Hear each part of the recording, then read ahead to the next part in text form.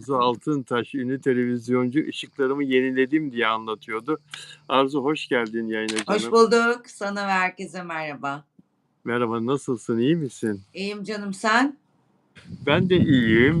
Bodrum'daki işte son 20 gün, son 20 gün, hatta 20'den de az 18 gün geri saymalar başladı. İstanbul'a dönmek üzere. Onun biraz şeyi var. Böyle tatlı bir hüznü var. Ne olur tabii. Ben olsam bacaklarımı uzatıp ağlarım. Yok canım ya. Şimdi Bodrum eskisi gibi çok fazla keyif vermiyor bana. Tabii ki güzellikleri anlatılmaz. Her köşesi ayrı bir güzel ama bu havanın aşırı sıcak olması. Evet, Antalya'yı bilirsin. Antalya'ya yazın gidilmez. evet, İşte Bodrum'a da artık maalesef o duruma geldi. Yani gündüzleri dışarıda dayanılmaz oluyor. evet maalesef. Ben de hiç sevmiyorum sıcağı. İşte, İşkence oluyor. Antalya'da da bir sene yaşadım ben. Gittim bir anda çıldırdım. Ev tuttum kendime oradan. O zaman küçüktüm ama 23-24 yaşında.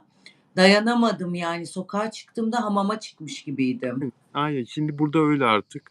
Dayanılmıyor. Nasıl Miami'de de, Las Vegas'ta da, ne bileyim ben, yani böyle dünyanın sıcak köşelerinde de aynı çile var ya, hemen kendini air condition'lı bir ortama atmak istiyorsun. Zaten Miami air condition'ın 1940'lı yıllarda icadından sonra şehir olarak genişlemiş, büyümüş ve meşhur olmuş. Doğal güzelliği çok güzel zaten de. Air condition olmasaydı yazın pek çok şehir yaşanmaz hale gelirdi. Bir de ne biliyor musun? Bizim çocukluğumuzda da sıcak vardı ya da bundan 20-25 sene önce de vardı ama çok fazla ağaç vardı. Bir ağacın gölgesine sığınıyorduk. O yok artık. Yani her yer beton, beton, beton, beton. Betonun altına sığınmak zorunda kalıyoruz. 2 tane, 3 tane ağaç bile olsa, değil mi? Ağacın altı hep eser.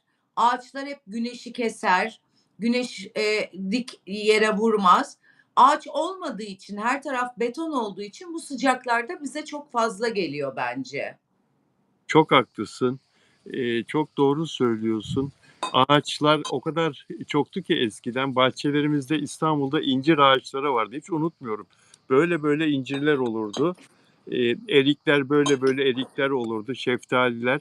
O Evet, ağaçlar bize ferahlık verirdi. Onların gölgesinde bütün bahçeyi kaplardı onların gölgesi. Ağaçlar çok olduğu için dut ağaçları. dut.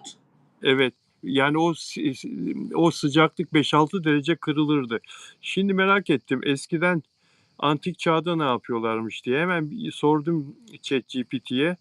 Eee, Antik Mısır halkı nefes alabilen ince keten giysiler giyerdi. Mısır'da hava sıcaklığı 48 dereceye bulurdu. Nasıl ölçmüşler? 48 dereceyi bulurdu.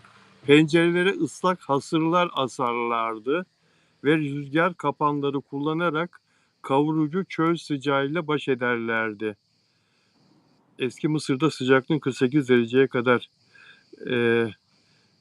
Mısır çölünde sıcaklık, yani şimdi karşılıklı pencereler falan açtığımız zaman doktorlar diyor aman ceyranda kalmayın, aman şu olur bu olur, hasta olursunuz diyorlar, korkutuyorlar. Peki biz dönelim magazine. Magazin gündeminde ilginç konular var peş peşe gelen. Ya Justin ve Hailey Bieber'ın çocukları 2 yaşına girdi. 2 yaşının doğum gününü kutluyorlar. Justin ve Hailey Bieber dünyaca ünlü pop ikonu, pop şarkıcısı ve onun e, müthiş model, artık iş kadını, ne dersen de eşi, ikisi de milyarder oldular. Birbirlerinin ününden, ünvanından faydalanarak büyüdükçe büyüdüler ve bebekleri 2 yaşında ama hiç kimseye yüzünü göstermiyorlar yine. Onlar da göstermiyor. Biz Tarkan'a seyrediyorduk. Yani çocuklarının yüzünü göstermemeleri doğru mu sence ünlülerin? Doğru. Niye göz kalsın, niye nazar kalsın? Doğru yani. Doğru. Bak yani çocuğunun yüzünü göstermeyeceğim diye kendisi de sırtını dönüyor. Kendisine Hailey Bieber, onu da göremiyoruz. Yani göz mü kalır, nazar mı olur? O değil mi Evet, düşünce, o değil mi? evet. Yani bütün kültürlerde nazar var, değil mi? Bütün kültürlerde nazar değer olgusu var. Bu Justin de Hailey Bieber ne kadar çok sorun yaşadılar. Bu Justin Bieber karısını göz göre göre aldatıyor. Paparazziler yakalıyor otelden çıkarken. Otele bir kadın atmış, eski sevgilisini. Otelden çıkarken yakalıyorlar, Hı. yayınlıyorlar. Ama Hailey Bieber yine kriz çıkarmıyor. Yani boşanmıyor. Bu sence neden? Bu kabulleniş neden? Enteresan. Ne bileyim, alışkanlık olabilir, sevgi olabilir. Var olduğu bir hayatın dışında başka bir hayat yaşamaya korkuyor olabilir. Bir sürü sebebi olabilir. Bizde de yok mu? Bizde de çok var benzerleri. Kocası aldatsa da ayrılmayan ya da eşi aldatsa da, kadın tarafı, sürdüren o ilişkiyi çok insan var. Alışkanlık herhâlde. Hemen aklıma geleni söyleyeyim mi? Hı hı. Hacı Sabancı ile Nazlı Sabancı. Allah mesut etsin. Allah sağlıkla büyütsün. Bir tane daha bebekleri dünyaya geldi ama konu böyle açılınca, buradan açılınca, ihanetten açılınca bu büyük bir ihanetti. Hacı Sabancı'nın karısının üzerine gül koklayıp başka bir kadından bebek dünyaya Ama getirmesi. o öncesi, o sayılmaz. O kızdan Öncesi çok değil. önce. Yok, 2 sene önce bebek dünyaya, yok 4 sene oldu. 4 sene. Baksana şuraya. Yani kanepede oturuyorlar. Justin Bieber'la Hailey Bieber bebeklerini yine sırtını objektife dönmüşler. Yani böyle bir aile pozu çektir. Bu aile pozu efendim. Bu böyle bir aile pozu çektirmiş oldular. Yani ihaneti affeden kadına da kızmamak lazım diyorsun, öyle mi? Ama sen hep dersin ki kadında gurur olmalı azıcık. Hayır, ben Ve kızmamak lazım değil demedim. Onların yaşam stili, alışmışlıkları, alışkanlıkları öyle. Hani ben onaylar mıyım? Onaylamam. Ben kabul eder miyim? Etmem ama yapanı da yargılamam ama doğru olan çekip gitmek, başka bir hayat kurmak. Böyle ihanet vs. Gibi şeyler olduğunda affetmek hep bir sonraki ihaneti getiriyor. O yüzden çok sağlıklı bulmuyorum ama kişilerin kendi hayatı, kendi bilecekleri iş. evet, kendi hayatları ama bizim de işimiz bu olduğu için konuşuyoruz. Evlatlarının ismi Jack Blues. Çok güzel bir isim. Jack Blues.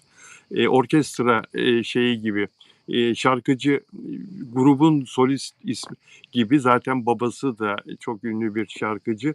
2. yaş gününü büyük bir mutlulukla kutladı. Bu çocuk olmasaydı bence onlar boşanırlardı ya. Bu çocuklar tutkal olabiliyor değil mi? Evet, Evlilikler, oluyor, oluyor. değil mi? Yani bu çocuk bence kurtardı.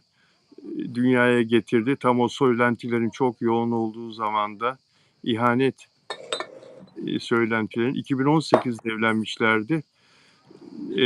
Evet, aşağı yukarı 8 sene. 8 sene ve çok güzel bir doğum günü. Böyle minicik evlat için annenin özenerek hazırladığı böyle üzümlü keklerin üzerine krem şanti dökerek mumlarla süslediği, annesi kendi elleriyle hazırladı 2 yaşındaki Evet. evladına. Ne Çok kadar sade, çok tatlı, değil mi? ne Biz kadar artık son bir 10 senedir acayip şatafata alıştık. Yani 0 yaş, 1 yaş, 6 aylık çocuklar, devasa pastalar, görkemli balonlar falan. Yani böyleydi eskiden doğum günlerimiz. Hani bu kadar şatafat yoktu yani. Dünyaca ünlü bir aile.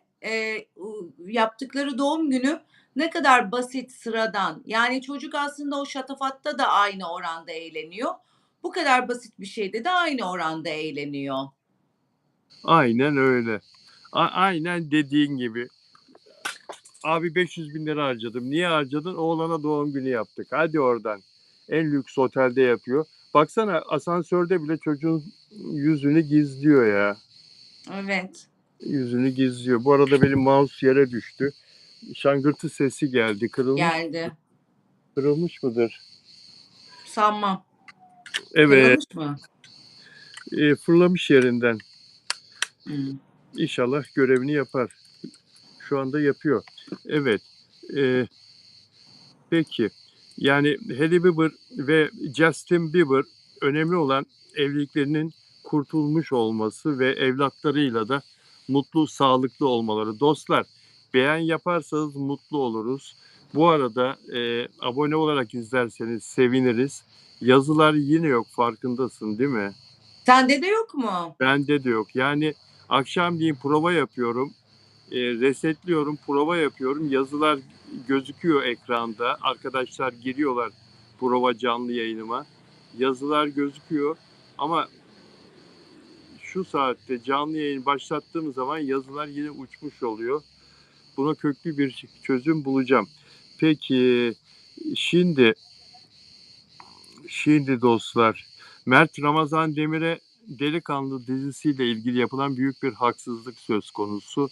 Onu konuşacağız arkadaşlar. Mert Ramazan Demir'e yapılan haksızlığı konuşacağız. Bergüzar Korel'le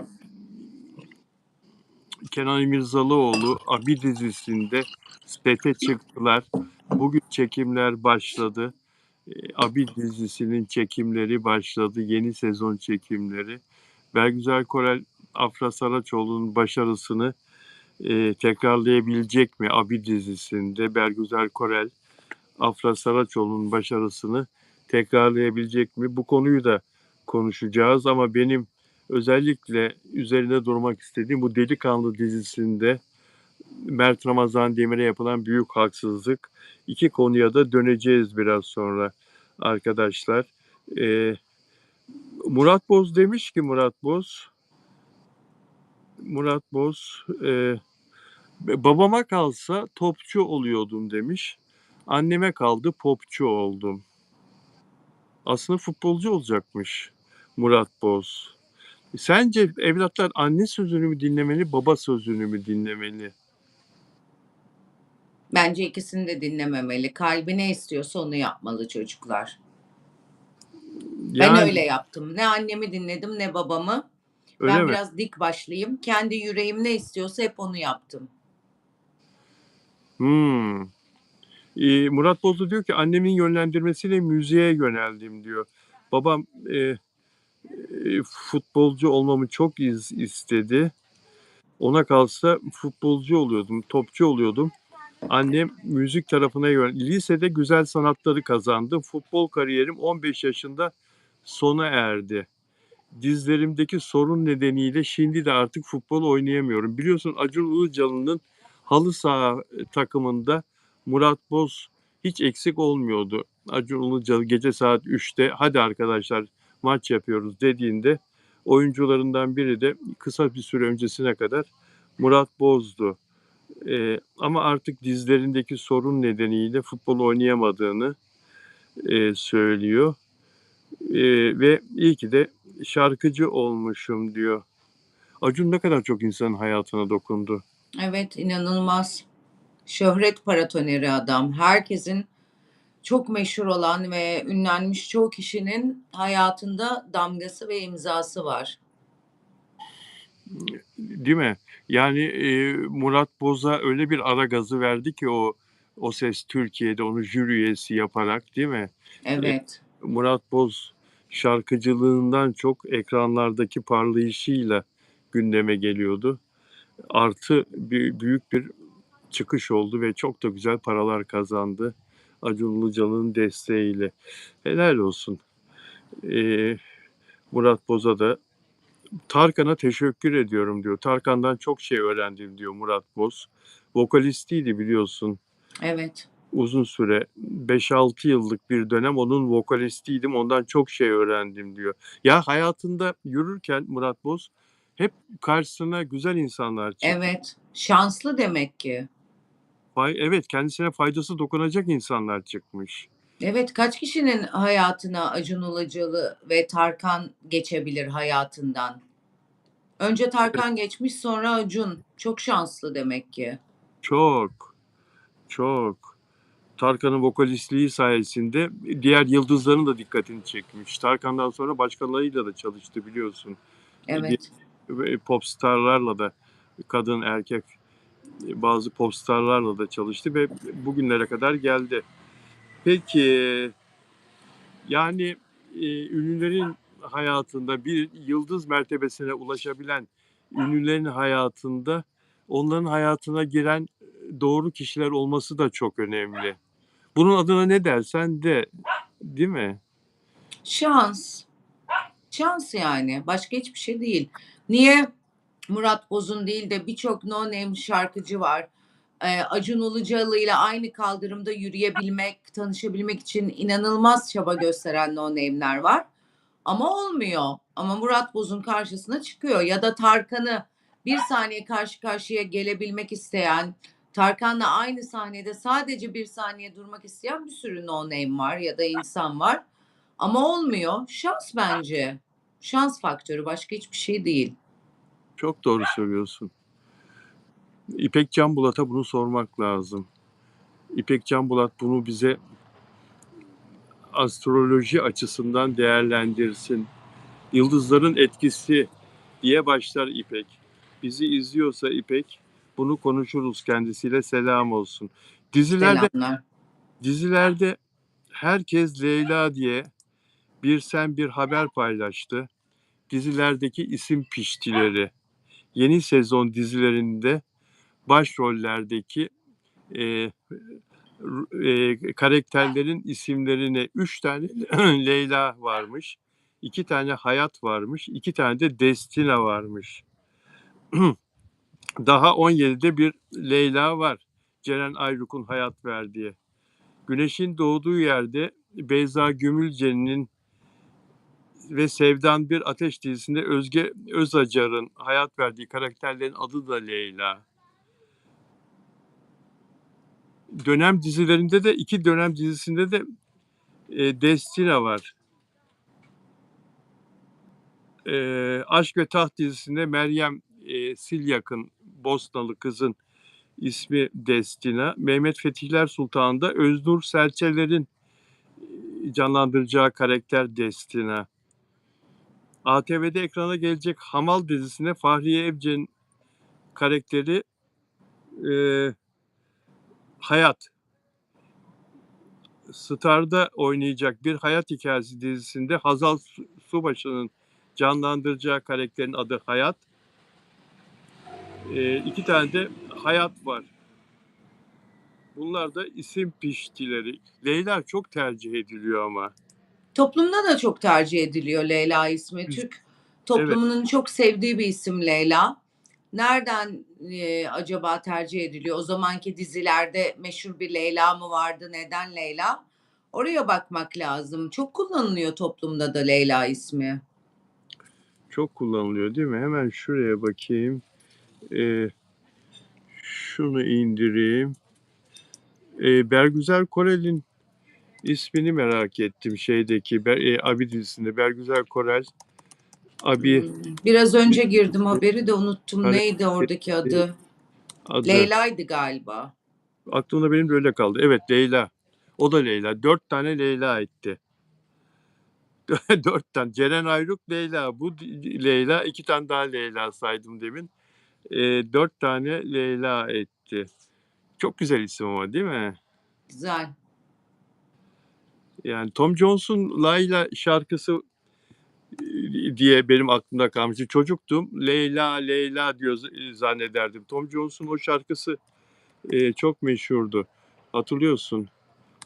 Hayal meyal hatırlıyorum. Sen o zaman bebektin. Bebek miydin?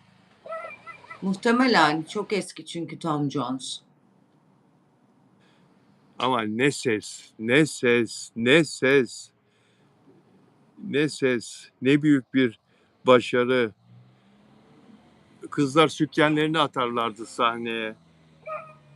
Birine Tom de Jones, don atmışlardı. Tarkan'a mı atmışlardı Türkiye'de? Değil Erol mi? Büyükfırça, Erol Büyükfırça. Öyle mi? Bilal'cim pembe, kırmızı, yeşil atıyorlar sahneye Bilal'cim. Bakamıyorum utancımda. Hadi abi Erol abi sen utanır mısın? Kah kah kah kah kah. Gülerdi rahmetli. Vallahi atıyorlar derdi. Eve gidiyorum derdi. Apartmanlarda oturuyorlardı eskiden böyle villalarda falan değil. A- Eve gidiyordum derdi. Merdivenlere dizilmişler derdi kızlar. Benim evim 4. kat. Giriş katından 4. kata kadar merdivenlerde oturuyorlar kızlar derdi. Düşün Bilal derdi onlarca kız. Evin içine girin derdim bari oturmayın oralarda. Evin kapısı açık odalardan kızlar çıkıyor Bilal'cim derdi. Halimi anlayabiliyor musun? Ben nereden anlayayım abi derdim yani ben. Yani yaşayan sensin. Düşünsene ne sevgi ne ilgi değil mi? Evet. Yani Erol Büyüküç rahmetli. Kaç tane çocuğun var? Doğru söyle bana abi dedim. Kaç tane çocuğun var dedim. Bilal dedi. Evet bilinen 4 tane ama Avrupa'da filan da dedi bazen dedi yazıyorlar bana ben senin çocuğunu falan. Ciddi misin abi? Ciddiyim dedi. Aramızda kalsın. Ya abi yayındayız nasıl aramızda kalsın? Benim Kanal Türk'te bir programım vardı. Ünlüleri alıyordum karşıma. 45 dakika hayatlarını konuşuyorduk. Uzaylılar benim spermlerimi çaldı biliyor musun derdi. Yapma ya abi nasıl oldum nasıl oldu derdim. Bir kadınla tanıştım dedi. Uçakta tanıştım. Sapsarışın bir kadın. Çok hoşuma gitti. İskandinavyalı zannettim. Arkadaş olduk. İngilizce konuşuyoruz. Ondan sonra işte yurt dışında filanca şehir dedi. Helsinki mi Kopenhag mı ne? Gittik. Yemeğe çıktık filan. Sonra yatacağız dedi. Baktım dedi kadının soyundu dedi. Altın rengi dedi. Derisi cildi altın. Şok oldum dedi. Kadın uzaylıymış dedi. Anlatıyor böyle ciddi ciddi anlatıyor. Vallahi.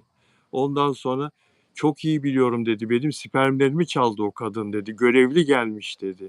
Ay çok çapkınım, herkese çapkınlık yapıyorum diyemedi de kılıf uydurmuş işte. Kadının Rah- derisi altınmış da gelmiş de. Hani bir tek o kadını gördüm. Gerisi hikaye demeye götürmüş. Toprağına ağır götürmesin. Çapkınlığa kılıf bulan herhalde ilk kişilerden birisi Erol Büyükburç. Allah rahmet eylesin. Ne Erol diyecekti? Büyükburç Her gittiğim yerde 50 tane kadın tanıyorum diyememiş. Bunu uydurmuş. bak videosu var burada. Erol Büyükburç uzaylılar spermlerimi çaldı. Yazıp girince hemen çıkıyor karşında. O bölüm şöyle bir bakayım açılıyor mu? Programa katayım. Asıl katılması gereken konu bu. Ee, benim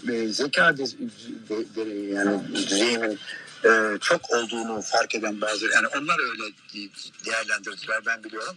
Benden yararlanmak için ajanlar peşimize takıldı. Senelerce benden bu döl almak için uğraştılar. Bu devletlerle ilgili bir şey.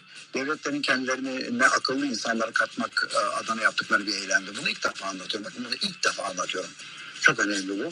Böyle benden zannedersem onlarca çocuk alınmıştır diye düşünüyorum. Bunu o zamanlarda hissedebildiniz mi peki? Hissedemediniz. Sonra hissettim. Önce anlayamadım ama sonra birdenbire o yani ajanları hatırladım ve onların arasında Anlaşılıyor mu? ben çünkü Hafif, azıcık. bakıyordum yani insani yönden bakıyordum. Böyle Şeyde Şey var. gibi. Yaz YouTube çocuğum. 2 çuval çimento. Onun değişik versiyonu. Otelde yakalanınca. evet bunu izlemek isterseniz Google'a yazınca Erol Büyükburç uzaylılar spermlerimi çaldı diye çıkıyor arkadaşlar. Böyle Allah rahmet eylesin. Amin. Eee, Televizyonlarda da son zamanlarında, yaşamının son zamanlarında ilginç çıkışlara imza atmıştı. Sadece bana soracaksın, bir tek bana soracaksın demişti Behzat Uygur'u hatırlıyor musun? Ben saksı değilim. O da Ben kült saksı, oldu. ben saksı değilim diye. Evet, Kendi gitti sözü kaldı. Ben saksı değilim hala kullandığımız bir şey. evet, evet. Delikanlı dizisinde Mert Ramazan Demir'e haksızlık mı yapıldı? Bunu ben söylemiyorum arkadaşlar. Bunu çeşitli ülkelerden eleştirmenler ve fanlar söylüyorlar. Bunu konuşacağız biraz sonra ve bir mesajı göndermeden önce kaç kere okursun Arzu? Asla okumam, aklıma geleni hemen yazıp gönderirim. Hiç okumak, düzeltmek bana göre değil. Ben telaşe müdürüyüm. Hiçbir şeyi çok uzun uzadıya düşünmem. Düşünene de acayip gıcık olurum. Benim hayatım çok seri ve hızlıdır. Hiç düşünmem. Ama ne kadar güzel bir şey bu. Ne kadar güzel. Bir mesajı yazdıktan sonra gönder tuşuna basmadan önce defalarca okuyanlardan mısınız? Psikologlara göre bu durum basit bir imla kontrolü değil. Sosyal kaygı, yargılanma korkusu ve mükemmelliyetçilik gibi derin duygusal faktörlerin göstergesi olabilir. Yazıp silip yeniden düzenleyerek defalarca okumak pek çok insanın yaptığı bir e, eylem diyor, yaptığı bir alışkanlık diyor. E, Dışarıdan baktığında daha açık bir ifade biçimi bulmak veya yazım hatalarından kaçınmak gibi görünse de uzmanlar durumun aslında derin bir psikolojik arka planı olduğunu söylüyorlar. Tekrar tekrar mesajı yazdıktan sonra göndermeyip tekrar tekrar kontrol etmeni. Bu neye benziyor biliyor musun? Eskiden ben de kaygı durum bozukluğu yaşadığım zamanlar olmuştu gençliğimde. Yatmadan neden oldu mesela bende? Polis muhabirliği yaptım bir dönem ben mesleğe ilk başladığımda. O dönem gece yatmadan evvel evde tüp gaz açık mı değil mi? Tüple mutfakta ocaklar pişiyordu. Tüp gazı değil mi kontrol ederdim. Bakardım kapamışım. Ha, gidiyorum tekrar dönüyorum tekrar bak. Bir daha 3 kere 4 kere ya kapadık işte tamam ama hava gazını da öyle tekrar tekrar. Ben neden böyle olmuştum? Ee, Polis muhabiriydim. Çok genciz, çok hızlı çalışıyoruz. Bazen polisten önce cinayet mahalline, intihar mahalline de gittiğimiz oluyordu. O kadar aktiftik, hızlıydık. Polis radyosu dinlerdik. Basın için serbesttir o. Polis telsizi. Telsiz. Polis telsizi dinlerdik. İşte Savaş Ay mesela aynı dönemdeydik. Savaş da öyleydi. Allah rahmet eylesin. Allah rahmet eylesin. Sen de çalıştın Savaş Ay'la. Evet, evet. Bilirsin. Polis muhabirliğini halka sevdiren insandır Savaş Ay. Yaptığı televizyon programlarıyla. Bir keresinde Eminönü'nde yağ iskelesi vardı. Şimdi oralar hep yıkıldı.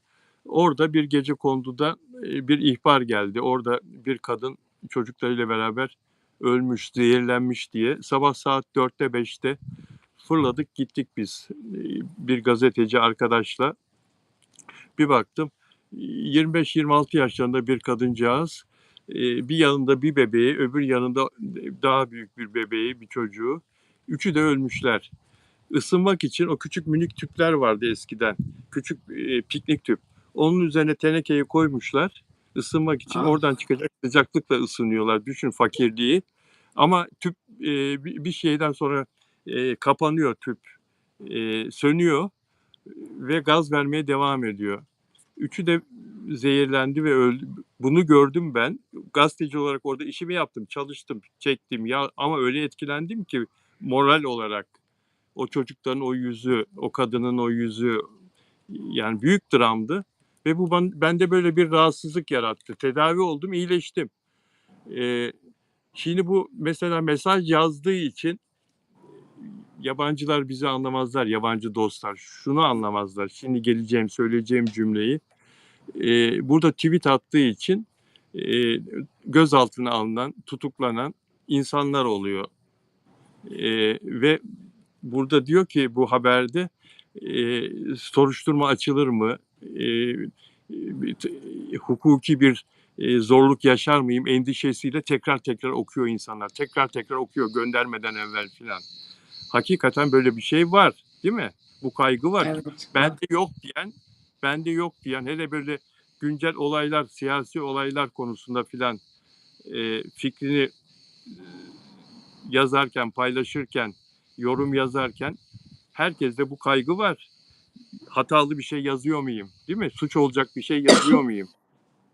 Bundan 10 sene evvel bu kaygı yoktu çoğu Yoktu. insanda. Ama şimdi artık her neyse bu konulara girmeyelim. Kaçalım bu konulardan biz de. Peki. Magazine dönelim. Ya bu senin 2 kişilik restoran haberin çok tatlı, çok güzel. Story'de paylaştığın. Oyuncu Seray Kaya'nın yalnızca 2 kişilik misafir ağırlayan boğaz manzaralı romantik bir restorana gittiği iddia edildi ve 2 kişilik bir masa var. Bu haber, bu haberle ilgili konuşmak ister misin? Önüme Bu konu. düştü. Ben de başka bir kaynakta gördüm. Gördükten sonra o tabii çok emin bir dille yazmıştı. Ben yine iddia edildi diye verdim haberi. Seray Kaya'nın 2 kişilik bir restoranda, Boğaz'a karşı, restoranda keyifli saatler geçirildiğini yazmıştı. Kaynağını tam hatırlamıyorum. X platformunda görmüştüm. Böyle bir iddia var. Olabilir, hani, gitmiş olabilir. Ben yine de çok emin olmamakla birlikte, kaynağı teyit edemediğim için iddia edildi dedim ama son dönemlerde 2 kişilik restoranlar, daha böyle, insanların çok olmadığı yerler, daha VIP hizmet veren yerler çok moda. Gitmiş olabilir. Seray Kaya da ismi çok dedikodulara karışmıştı son zamanlarda. Biraz linç edilmişti. Yaşadığı iddia edilen ilişkiden dolayı. Daha sonra böyle bir şey olmadığını kendisi beyan etmişti. Haberlerin yalan olduğunu söylemişti. Bu da onu destekleyen bir haber. Ama şeyi biliyoruz, hani ateş olmayan yerden duman çıkmaz. Böyle bir restorana gidilmiştir. Oradaki komi, garson, rezervasyonu alan, oradaki diğer odalarda olan müşteriler bir yerden çıkmıştır bu. Durduk yere çıkmaz bu haberler. Önümüzdeki günlerde nedir ne değildir ortaya çıkacaktır diye düşünüyorum. Çünkü bir anda birisi uydurup 2 kişilik restorana gitti, işte orada yemek yedi diye bir haber durduk yere çıkmayacağını düşünüyorum. Evet, Seray Kaya, bugüne kadar çeşitli dizilerde oynadı. Şimdi Kızılcık Şerbeti'nde, oynuyor. 2 kişilik restoran olayıyla ilgili olarak Boğaz içinde, İstanbul Fuatpaşa Yalısı'nda, normal bir restoran değil bu. Tek masalı, tek gecelik bir, eee, deneyim konsepti sunuyor. Dünyanın ilk 2 kişilik teras restorantı olarak, tanımlıyor bu Fuatpaşa Yalısı'ndaki bu restoran. Şef Can Sabri Dolu kurmuş, bu restoranı. Burada sadece 2 sandalye var. Çünkü hayatın en saf hakikati ancak 2 kişi baş başa kaldığında fısıldanır diye de bir sloganı var restoranın. Eee, Sarıyer'de Fuatpaşa Yalısı'nda, adresi de vermeyelim artık bu kadar da reklamını yapmayalım. Burada, eee, 2 kişilik bir restoran, VIP hizmeti sunan bir restoran olması enteresan ama, sadece İstanbul'da değilmiş. Ayvalık'ta eski bir Rum evinin terasında, Bursa'da ve Kapadokya'da da peri bacalarına bakan, eee, 3 şubesi daha varmış, bu restoranın. Yani ülkemizde toplam 4 tane var. Eee, Bütün gece size kapatılıyor. Eee, Hiç de ula sevmem öyle şeyleri. Sen sever misin? İnsan niye sokakta yemeğe çıkar? 2 insan görsün, yan masanın kahkahasını duysun, bir ses duysun diye.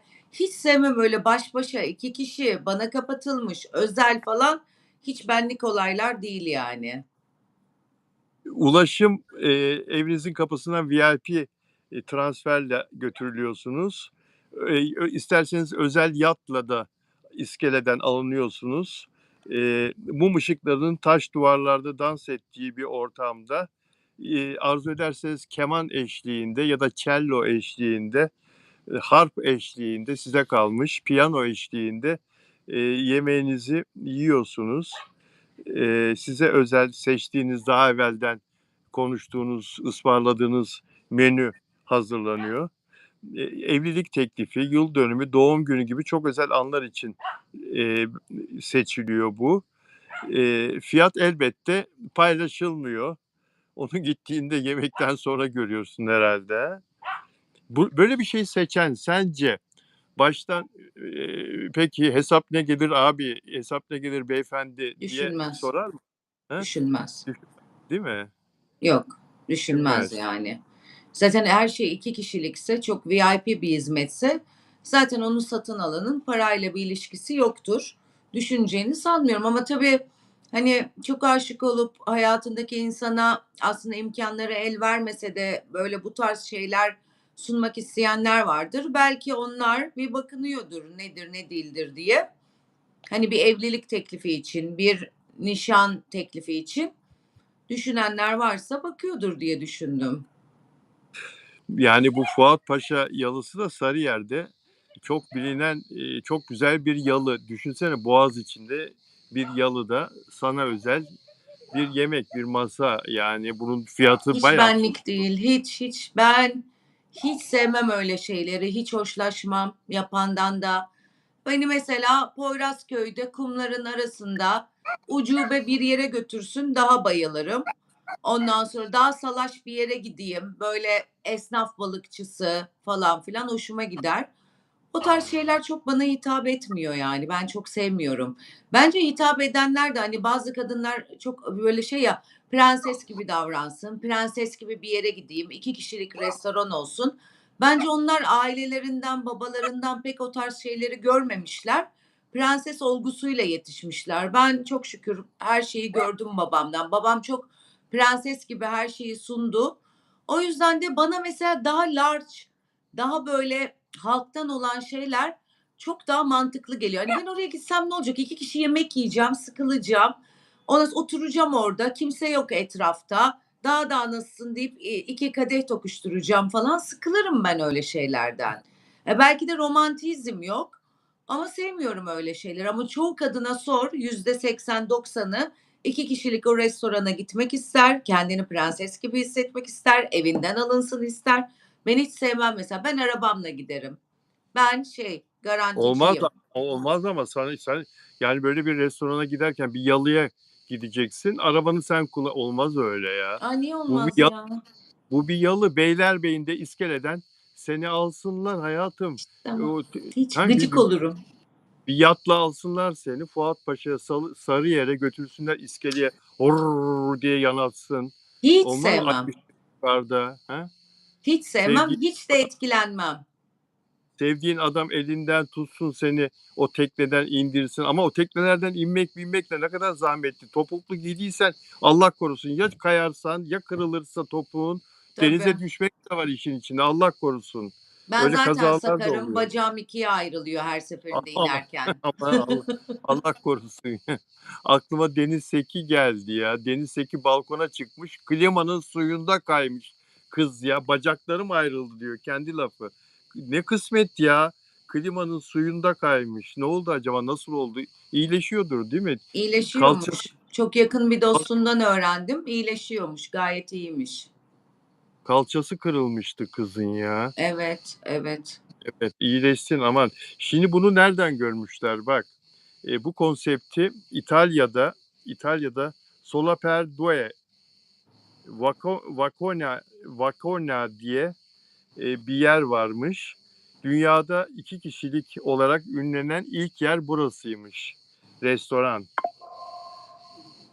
Evet. Bizde de en iyisi diyorlar. Bunu deneyimlenenlerin yazdıkları yorum. Bizde de en iyisi Sarıyer'deki bu yalıdaki Hiç de öyle bir restoran. yalıda hiç öyle bir şey görmedim ben ya. Arkadaşlarımın düğünleri genelde orada oluyor. Bir daha alıcı gözüyle bakacağım. Evet. Yani bence de hesap çok yüklüdür çünkü orada mutfakta çalışanlar, kapı personeli, garsonlar, şunlar bunlar değil mi? Bayağı bir Tabii, insan baksan 20-25 kişi çalışıyordur yine böyle bir lüks segment hizmeti için. Onların maaşları filan. Oraya gelen her gün bir de her gün oranın iş yapıyor olması lazım. tabii. Başka müşteri her, her gün 2 kişi getirecek oraya. Değil mi? Muhakkak. Muhakkak. Evet. Ne meslekler var, ne işler var. Evet. Ne hayatlar var. Nelerden Ne hayatta. hoşlananlar var. Enteresan yani. Ha, bana soruyordun sen sever misin öyle şeyi? Yok ya yani 25-26 yaşında filan olsam 1,5 saatine tahammül ederim ortamın. Yani kızı ne kadar seversen seveyim. Ama orada o kadar parayı verdiğin için 3 saat 4 saat geçirmen lazım değil mi? Yani o öyle katlanılmaz. Tabii. Karşında dünya güzeli de olsa ne konuşacaksın, ne yapacaksın? Tabii He? Hadi sürekli. dans da ettin. Hadi kafan iyi de oldu. Kaldırdın dansa. Piyanist bir de kemancı gıy gıy iyi çalıyorlar. Dans da sonra yani hadi 20 dakika yarım saat dans ettin.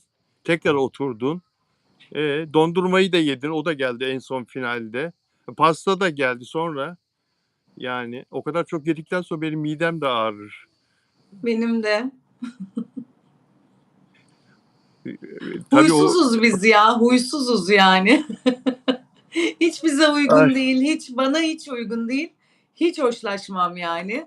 Ama genel olarak seviyor insanlar. Yani daha special, özel hissetmeyi seviyorlar. Ya da öyle hissettiklerini düşünüyorlar. evet. Şimdi bu Barış Yurtçu ve eşiyle ilgili olarak dün Deniz Baysal Taşacak Bu Deniz dizisinin yıldızı. Dün seninle konuştuk bu konuyu. Aralarındaki boşanma davası çıkmaza girdi ve Deniz Baysal'ın arkadaşları sosyal medyadan Barış Yurtçu'yu kınadılar bir kampanya şeklinde ve ona işte çeşitli ithamlarda bulundular. Başkası adına utanmak paylaşımı yaptılar. Biraz gururlu ol paylaşımı yaptılar. Birileri televizyonda karısını aldatmış dedi Barış Yurtçu için. Bir başkası sosyal medyada video yayını yaptı YouTube'da. Barış Yurtçu karısının arkadaşlarla kampını bastı. Karısını eve götürmek istedi. Boşanmayla ilgili orada tartıştı filan diye. Sen kadın kadına destek olmalıdır dedin. Ben de böyle bir şeyi ilk defa duyuyorum. Ünlüler dünyasında bir çift boşanırken çiftlerden birinin arkadaşı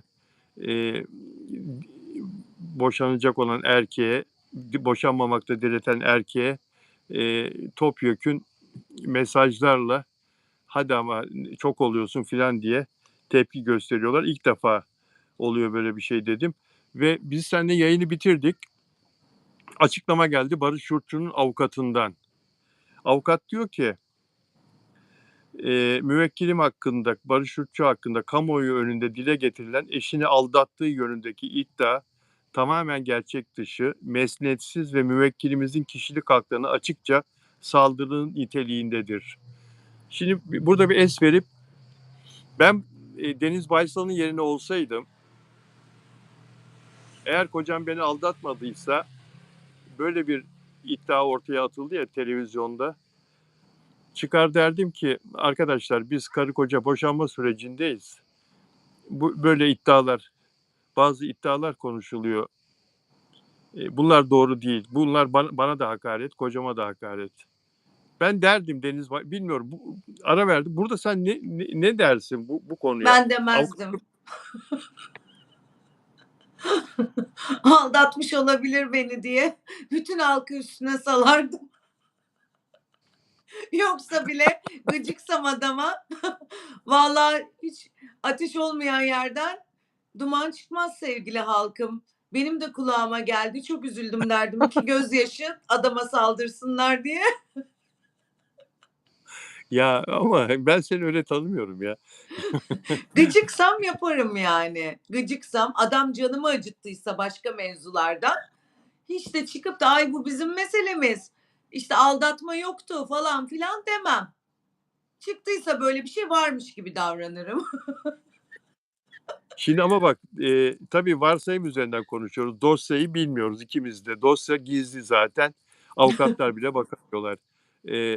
Ama varsayım Deniz Baysal'ın boşanma dilekçesinde aldatma iddiası yoksa, kocasının kendini aldattığına dair iddia yoksa ve medyadan böyle bir söylenti halka doğruymuş gibi anlatılıyorsa Barış Yurtçu karısını aldattı o yüzden Deniz Baysal boşanma davası açtı diye. Yani ben Deniz Baysal olsam şunu derdim en azından. Benim Barış Yurtçu'ya ya da kocama hangisini kullanırsa boşanma dava açma nedenim ihanetle ilgili değil derdim yani. Belki de Ne? diyecek O ki neden bu neden? Bana ne işte bir nedeni var yani.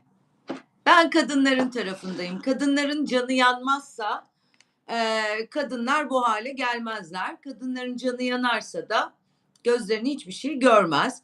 Evet, yalan haber, iftira çok kötü şeyler ama ateş olmayan yerden de duman çıkmıyor. Ben mesela bu haberle birlikte dün konuşmuştuk, hani, eşinden boşanmak için para istediği iddia edilmişti. Mesela madem aldatılmadıysa, bunun içine keşke onu da ekleseydi. Müvekkilimiz aldatmadı, aynı zamanda da bir para diyalogumuz olmadı. Hani, bir şey istemiyor müvekkilim diye. O kısmını çok merak ettim. Dur bakalım, avukatın devam ediyor açıklaması, okuyayım. Diyor ki, devam eden boşanma yargılaması hakkında mahkemece verilmiş gizlilik kararı bulunmaktadır. Buna rağmen müvekkilimizin eşinin yakın çevresi tarafından dosyanın içeriğine ve tarafların özel hayatına ilişkin bilgi ve iddiaların üçüncü kişilerle paylaşılması, bu beyanların basın ve sosyal medya aracılığıyla yayılması hukuka açıkça aykırıdır. Karşı tarafça dahi iddia edilmeyen olayların kamuoyuna servis edilmesine ve müvekkilimizin itibarsızlaştırılmaya çalışılmasına kesinlikle müsamaha gösterilmeyecektir diyor. Açıklama bu kadar. Şimdi Yani anladım olayı ben. Gizlilik kararı aldırmışlar. Dolayısıyla da kızın arkadaşları bu iletileri, şimdi gizlilik kararı tarafları ilgilendirir ama paylaştığın iletilere özne belirtmezsen bir sıkıntı olmuyor. Atıyorum ben Ahmet'e de diyebilirim bir şey, Mehmet'e de diyebilirim, başka birine de diyebilirim. Demek ki orada bir hırs var, bir çözülemeyen bir şey var. O yüzden de kız tarafının arkadaşları böyle şeyler paylaşıyorlar. Ben şimdi anladım. Yani dosyada gizlilik kararı olduğunu şimdi sen söyleyince jetonum düştü. evet, karşı tarafça dahi iddia edilmeyen olayların kamuoyuna servis edilmesine ve müvekkilimizin itibarsızlaştırılmaya çalışılmasına, yani burada ihanet mesela, onu söylemek istiyor herhalde. Eee, Deniz Baysal tarafından iddia edilmiyor demek ki. Ama bu medyaya servis ediliyor el altından birileri tarafından. Bu para konusunu da kastediyor olabilir burada. Eee, Ama üstüne değinmemiş. Biz mesela Değil mi? aldatıp aldatmamak magazin basını için çok sıradan bir şey. Ama boşanma aşamasında bir şey talep etmek magazin basınının çok alışık olmadığı bir durum. Hani avukat bey orasını da açıklarsa ya da kişi kendi de söylemek isteyebilir. Magazin camiasına ait olan insanlar bunu çok merak ediyor. Halk da bunu çok merak ediyor. Ama gizlilik kararı olan bir şeyde nasıl olacak onu da bilmiyorum.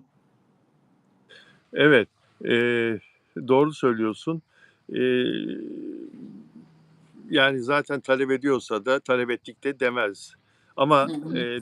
doğru bir yere temas ettin. İnsanlar bunu çok merak ediyorlar. Herhalde bu dava başladığı zaman, duruşma başladığı zaman, duruşmada olan kişiler bunu dışarıya yansıtırlarsa Acaba bilgi kim sahibi olursa. aldırmış kararı, değil mi? Orasını da yani aslında gizli olan her şey çok merak edilir ya. Orasını da merak ettik ama umarım her ikisi de dostça, arkadaşça, sonuç olarak geçirilmiş yıllar var. Birbirlerini incitmeden, üzmeden, kırmadan en sağlıklı olan neyse her ikisi de bu durumu çözerler diye düşünüyorum. Ben de öyle umuyorum. İnşallah, inşallah. Kaç senelik arkadaşlık ve üzerine bir de evlilik 7 sene. Evet. Yani. Ya, güzel bir haber var yine 5 dakika magazin sayfasında Arzu Altıntaş'ın arkadaşlar. Doğum gününde Farah Zeynep Abdullah, eee, takı ve para töreni yaptı. Farah Zeynep Abdullah'ın doğum gününde akrabalar, arkadaşlar, eee, ünlü dostları geldiler, katıldılar. Geline nasıl boynuna para, takılır, gelinlik boyunca yukarıdan aşağı boynundan dolanır, 200 liralar, dolarlar, eurolar ve kurdeleye altınlar iliştirilir, kırmızı kurdeleye. Farah Zeynep Abdullah'a da böyle bir şey yapılmış. Ne kadar enteresan ya. Yani, Evet. doğum günü kutlamasını böyle bir fırsata çevirmek, bilmiyorum, bana şimdi ben burada bazı, eee, var ya, sosyal medyada böyle garip tipler, kızarız. Ya kardeşim zaten dünyanın parasını kazanıyorsunuz oyunculukta. Bir dizi oynuyorsunuz, haftada 2 milyon lira alıyorsunuz. Doğum gününde bari halkı, arkadaşlarını soyma kardeşim filan diye de böyle de yorum yapabilirim yani. Şuraya bakın. Takı takı töreninde senin yazın gerçi kapatmış ama boynunu yukarıdan aşağı iniyor. Eurolar da var arada baktım. Var var. Dolarlar da var. Ben Altın destekliyorum. Bundan sonra ben de öyle doğum günü istiyorum. Biz herkesin düğününe, sözüne, nişanına gittik. Koca koca takıları taktık. Evlenmiyoruz da hiçbiri geri gelmedi. En azından doğum günümüzde taksınlar. evlenmeyince geri gelmiyor değil mi? Gelmiyor yani. Ona tak, buna tak, oraya altın götür, buraya götür. İflahımız kesildi ya. Yeter, bize de doğum günümüzde taksınlar. Ben geri Evet. istiyorum mesela taktıklarımı. Geri iadesini istiyorum. Doğum günümde 17 Mart'ta getirip bana taksınlar. Düğünüm olmayacağına göre takılarımın iadesini yapsınlar bana. Dur bakalım ya. Niye ümitsizliğe kapılma? Düğün olabilir. Neden öyle Yok, ben diyorsun? düğün sevmem. Ha düğün sevmezsin. Nikahta da takılabilir. Onu da sevmem. Üstüme hiçbir şey taktırtmam, utanırım. Ama canım ya. Olur mu öyle şey ya?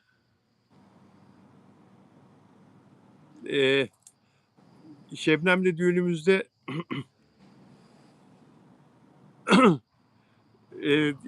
masaları geziyoruz. İşte takılar takılıyor. Şebnem'e de bana da takılıyor. Güzel bir düğündü. Çok ünlü isim gelmişti. Gelemeyenler de vardı. Onlar da arkadaşlarıyla filan böyle hediyeler yollamışlardı düğüne.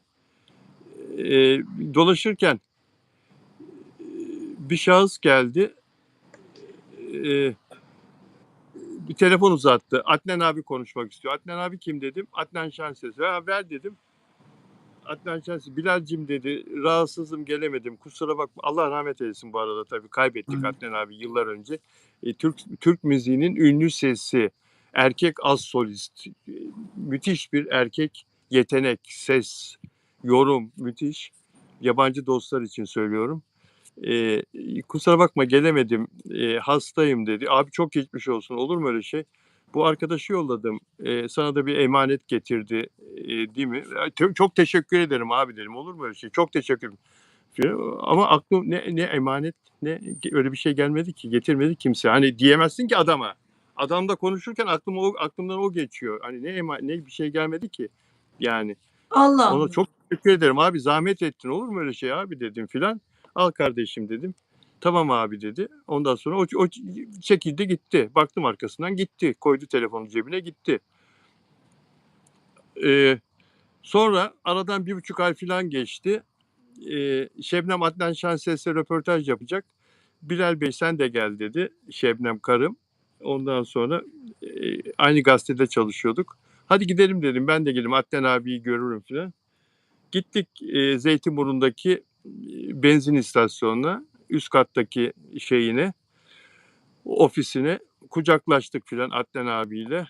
Ondan sonra hatta o zamanlar sevgilisi olarak söylenen bir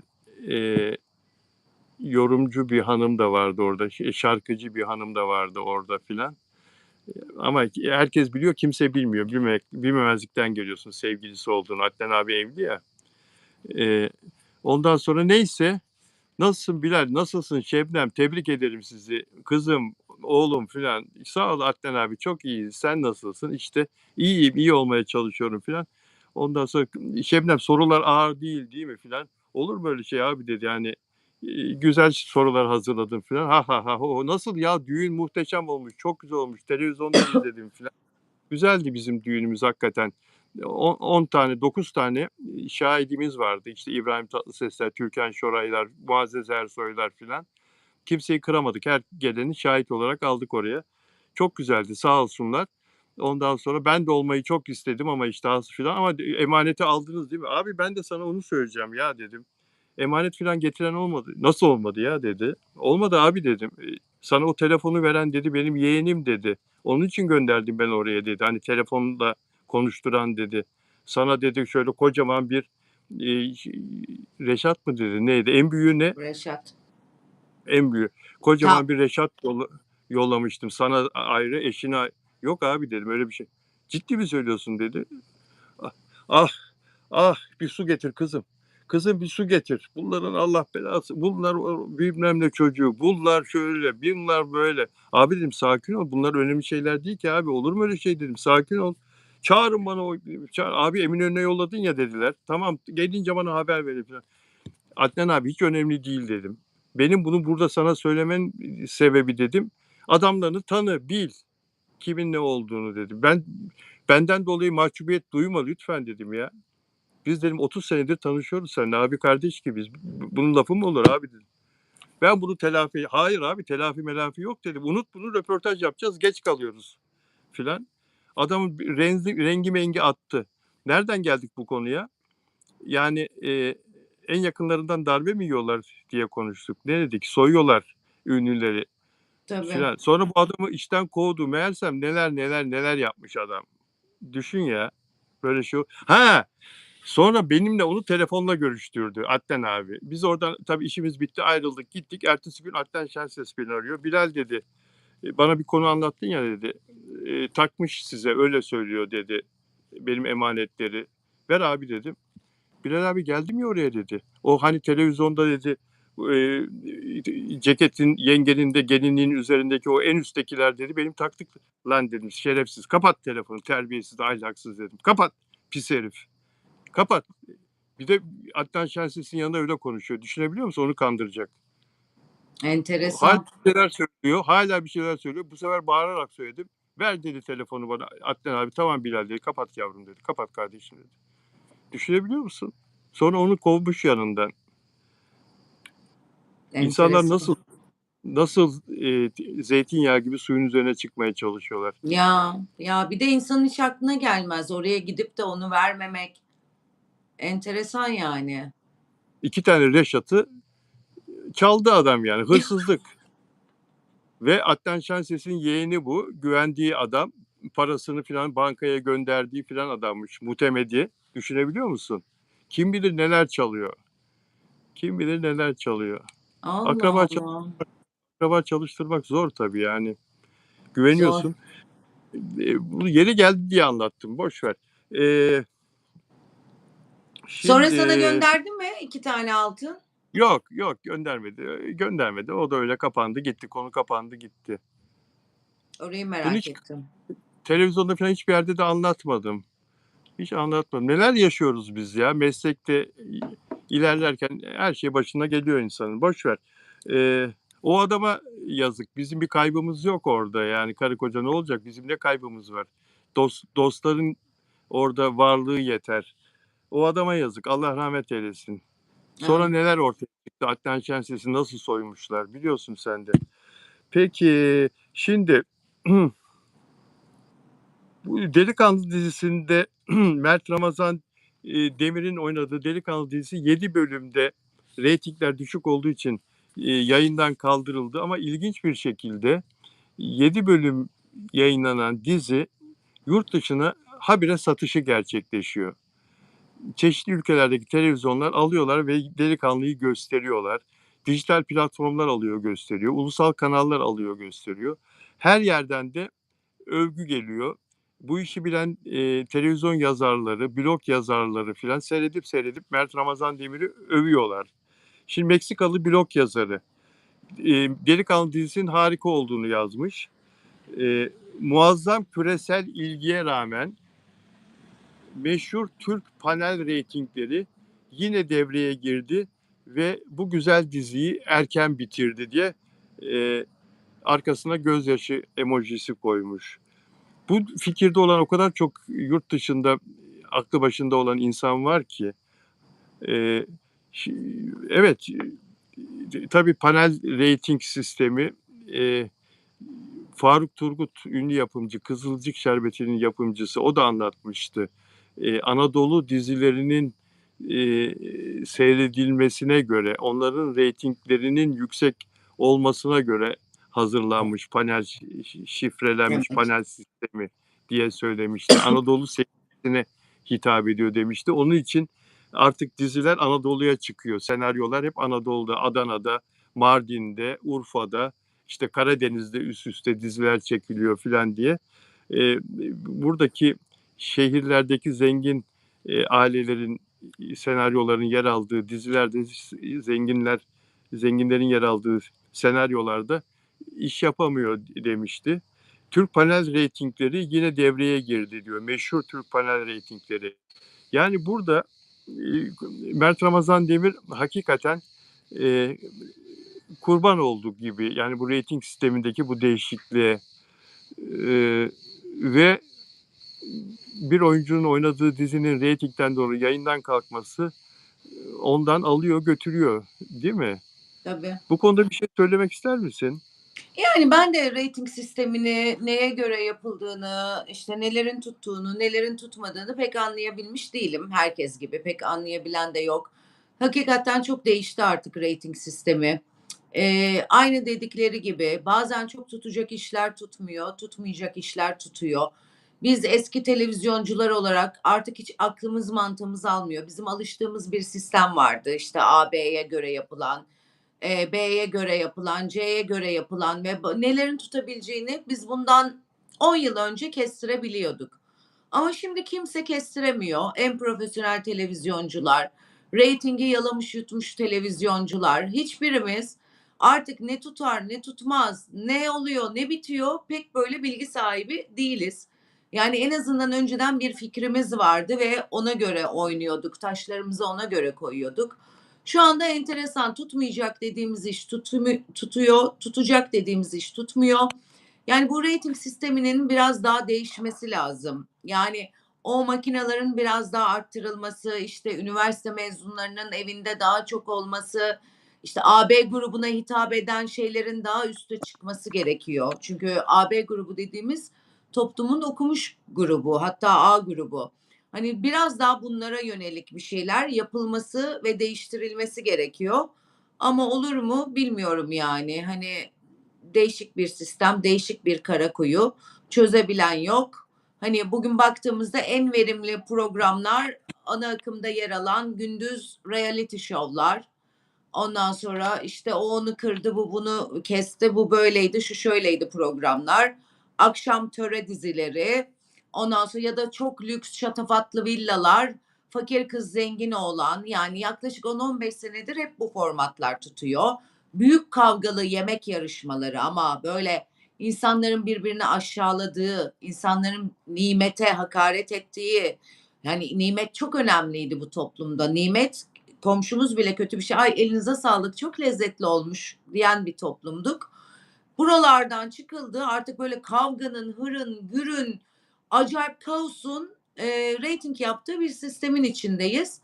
Nasıl düzelir, ne olur ben bilmiyorum ama düzelmesi için tüm kalbimle diliyorum. Çünkü bu böyle gitmez. Evet. Belki de bu yüzden Susuz Yaz gibi bir yapımda oynamayı kabul etti. Anadolu, tam Anadolu işte. Susuz Yaz, Anadolu'nun kendisi, Anadolu hikayesi, Anadolu öyküsü, değil mi? Bir toprak hikayesi. Adana'da geçecek bir dizi. Adana'da da bu arada çok dizi çekiliyor. Adana'da bayağı bir set e, yeri oldu. Dizilerin çekildiği bir yer oldu. Sırf bu reyting sistemi Anadolu'ya göre ayarlandığı için evet, onun için Mert Ramazan Demir Susuz Yaz projesini biraz da bu yüzden kabul etti demek ki. Şimdi Bergüzar Korel'le Kenan İmirzalıoğlu sete çıktılar dün ve şu fotoğraf servis edildi bugün medyaya, sosyal medyaya. Kenan İmirzalıoğlu ile Bergüzar Korel'in boyları birbirlerine çok yakın, fizikleri, gövdeleri birbirlerine eşit, yaşları nasıl buluyorsun yaş uyumunu?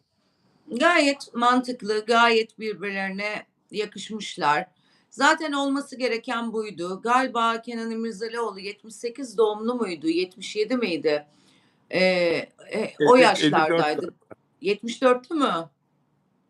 54, 52, 52. Evet, o zaman 52'den doğru söylüyorsun. Evet. 74'tü falan. Gayet birbirine denk. Yani şimdi 45, 47, 50 yaşındaki bir adamla 20 yaşındaki kız çok aklımıza mantığımıza yatmıyor. Gayet güzel olmuş. Zaten geçmişten de gelen bir birliktelikleri var rol anlamında. Eee, Karadayı'dan. Evet. evet, Karadayı'da acayip kimyaları tutmuştu. Acayip bir kimya oluşmuştu Karadayı setinde. Bergüzar ve İmirzalıoğlu'nu konuşuyordu herkes. Bence çok güzel match olmuşlar. Çok güzel eşleşmişler. Bence hani biz izlemiyorduk abiyi. Ara ara bakıyorduk falan. Bence izleyeceğiz artık. Ben Bergüzar Korel'i çok severim. Diziye girmesini de çok mantıklı buldum. Hikayeyi bambaşka bir yere taşıyacak diye düşünüyorum. Ve eski fanları da diziye akın edecektir diye düşünüyorum. Çok merakla izleyeceğim. Evet. Sanki yeni sıfırdan bir dizi olacakmış gibi. Kenan İmirzalıoğlu'nun canlandırdığı Doğan karakterin eski bir aşkı, eski aşk hikayesi, eski sevgilisi tekrar ortaya çıkacak.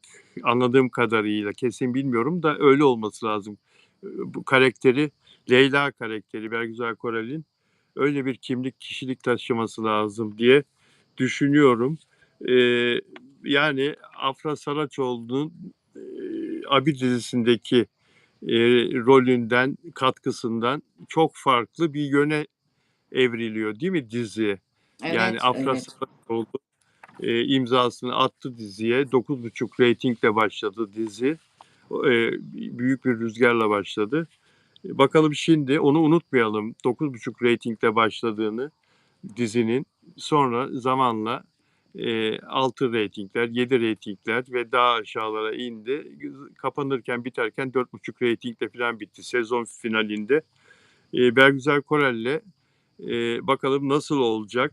Ama senin görüşün olumlu, Bence çok değil güzel mi? olacak. Eskiden alıştığımız bir kimya var her ikisi arasında. Evet, Halkın gözü çok alışkın ikisini görmeye. Geçmiş hep her zaman artık çok kıymetlidir. Oradaki o hikayeyi alıp buradaki o kimyayı buradaki hikayenin içerisine taşınacaktır diye düşünüyorum ben. evet. Çok değerli bir oyuncu Saadet Işıl Aksoy, o da katıldı diziye. Bayılırım. Bayılırım. Ben de ben de bayılırım. Gerçek oyuncu Saadet Işıl Aksoy. Yurt dışında da çok güzel filmlere, sinema filmlerine imzasını attı. Yani 15 sene öncesinden bugüne hakikaten çok başarılı yapımlara imza attı. Uzun yıllar Los Angeles'ta yaşadı ve orada da Amerikan sinemasında da çalıştı. Ama olmuyor. Denedi, Hollywood'u denedi ama olmuyor. Yani ne kadar iyi olursanız olun sizin gibi iyi olan binlerce, on binlerce iyi oyuncu var ve ömürler geçiyor, yıllar üst üste geliyor, geçiyor. Şans bulmak o kadar zor ki Saadet Işıl Aksoy biten evliliğiyle birlikte Amerika macerasına da son verdi. Amerika'da kocasıyla yaşıyordu ve Türkiye'ye kesin dönüş yaptı. Şimdi Abi dizisine çok şey katacaktır bence. Çok şey Bence de. katacaktır. Bayılarak Sen izlediğim hem Bergüzar Korel hem Saadet Işıl Aksoy. İnanılmaz, evet, ikisi de güçlü isimler. Ben de ara ara bakacağım diziye. Merak ettim Bergüzar nasıl girecek diye. Çok dikkatimi çekti mesela. Muhakkak izleyeceğim, yeni sezonun ilk bölümünü.